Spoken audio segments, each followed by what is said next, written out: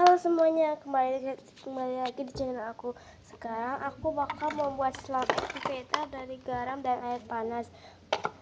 Alat-alatnya ialah wadah dan pengaduk, sama air dingin, dan ya sebelum memasak.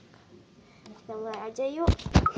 Ini wadah untuk memasak di kompor buat air panas, dan sedikitnya dihidupin dan sedikit air di dalam wadah ya. Aku udah mulai. Jadi kita mulai.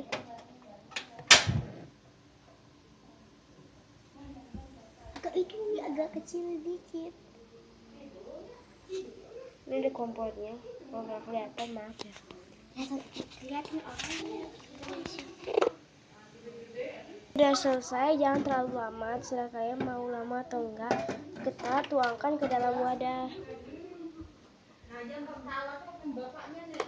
Ini separuh untuk adik aku dan aku ya. Ini adik aku. Ini dia.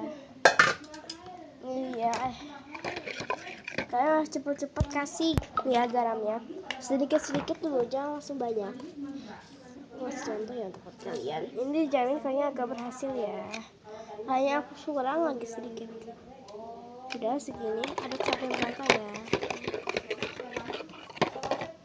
Oh ya guys, ini udah hilang garamnya karena kalau aduk terus sampai dia tuh merata.